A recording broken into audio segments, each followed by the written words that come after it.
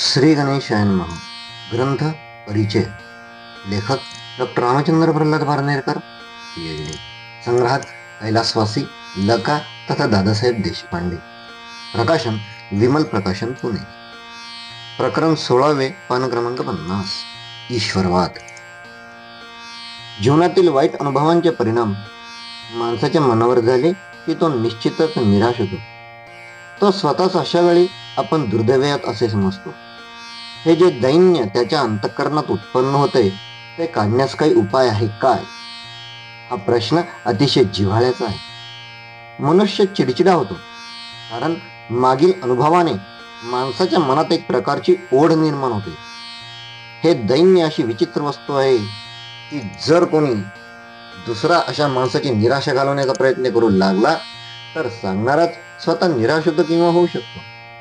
तेव्हा यावर उपाय म्हणजे त्यास देवाचे काहीतरी करावयास लावणे. अशा माणसास सांगितले की तू देवाचे काही कर म्हणजे तू यातून सुटू शकशील, बाहेर पडशील, तर तो ते करू शकेल. मानसशास्त्राचे पाठ अशा ठिकाणी उपयोगी पडत नाही कारण त्यामुळे आत्मविश्वास निर्माण होऊ शकत नाही. त्यास कितीही सांगितले की अशा परिस्थितीत माणसाने धैर्य धरावे, आत्मविश्वास वाढवावा, तरी त्यास ते उमजत नाही कारण आत्मविश्वास सांगून येत नाही. गाणे चांगले व्हावे असे वाटत असेल तर तानपुरा, आवाज, तबला वगैरे सर्व सुरात असावे लागते. केवळ एकच गोष्ट सुरात असून भागत नाही. तसे जीवन सुखी होण्यासाठी केवळ आपले वागणेच पुरेसे नाही, त्यासाठी इतर अनेक गोष्टी आवश्यक आहेत. जीवन यशस्वी करण्याचा कितीही प्रयत्न केला तरी आपले प्रयत्न तोकडे पडतात. अशा वेळी माणसाच्या समाधानासाठी 2 वाद निर्माण होतात, एक दैववाद आणि दुसरा दैववाद. पण दैववादात, ज्योतिषात सर्व परावलंबित्व आहे. त्यामुळे जीवनातील दैन्य, निराशा घालवण्याचे सामर्थ्य त्यात नाही. तेव्हा यावेळी देववाद उपयोगी आहे. दैववाद परावलंबी तर देववाद आपल्या हातात आहे.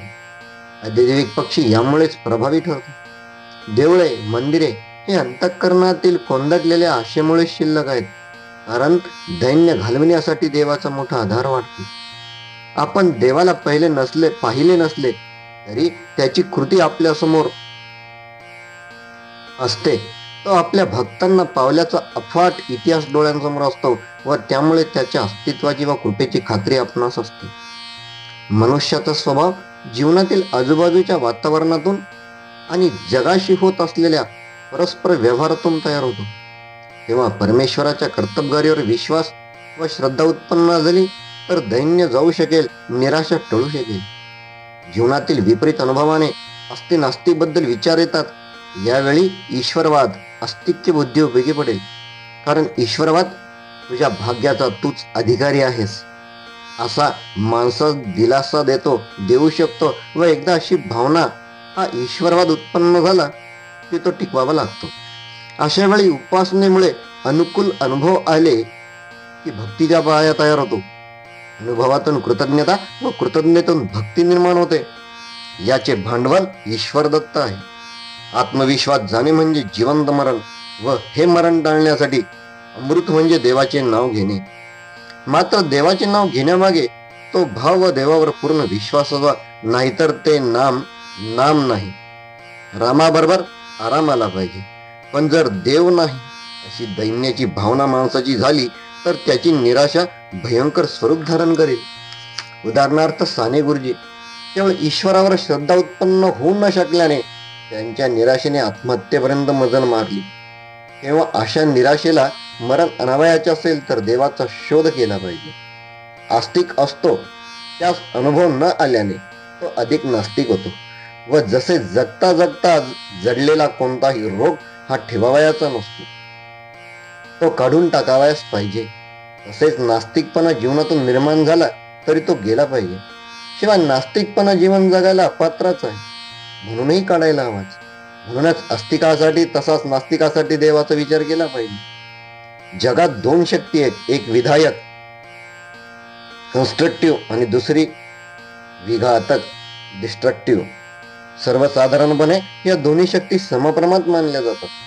पण या जर खरोखरच तुल्यबळ असल्या तर जग निर्माण झाल्याबरोबरच नाश पावले असते व आज काहीही दिसले नसते. ज्या अर्थी जग दिसते आहे त्या अर्थी जगातील विधायक कन्स्ट्रक्टिव्ह शक्ती विघातक डिस्ट्रक्टिव्ह शक्तीपेक्षा थोडी तरी जास्त असली पाहिजे व ही जी शक्ती तिलाच आपण ईश्वर म्हणू. सर्व ब्रह्मांड व्यापून दशांगले उरले आहे अत्यतिष्ठ दशांगुलम. ही जी परमेश्वराची व्याख्या तिची आधुनिक स्वरूपात मांडली पाहिजे. Creative power minus destructive power अशी होते. तेव्हा ही जी शक्ती आहे ती आपणास जीवन जगण्यासोबती पडेल काय? तिचे साह्य आपल्या जीवनात जेथे आपले प्रयत्न अपुरे पडतात तिथे होईल का? ते साह्य जर मिळाले तर जीवन सुखी करण्याच्या कामात आपण यश येऊ शकेल. ही शक्ती जर आपणास जीवनाच्या यंत्रणेशी जोडता आली तर येऊ शकेल. हे काम उपासनेने होते. समजा आपण दैनंदिन कामानं थकलो आहोत, खूप थकलो आहोत. थकणे म्हणजे मनाची शक्ती अपुरी पडणे. अशा वेळी आपण एखाद्या निसर्गाच्या देखाव्याजवळ उदाहरणार्थ समुद्र किनारा, सुंदर बाग, धबधबा, टेकडी वगैरेच्या ठिकाणी गेलो तर थोड्याच वेळात आपणास हुशारी वाटू लागते. म्हणजे काय होते तर विधायक शक्तीचा क्रिएटिव्ह पॉवरचा पसारा पाहून तिच्याबद्दल आपल्या मनात आस्था उत्पन्न होतात. ती शक्ती आपल्या जीवन यंत्रणेशी जोडली जाते, कनेक्ट होते व त्यायोगे शक्ती आपणास मिळून आपण पुन्हा काम करण्यास ताजे तवाने होतो. इंग्रजीतल्या रिॲक्शन या शब्दातील मर्म हेच होय.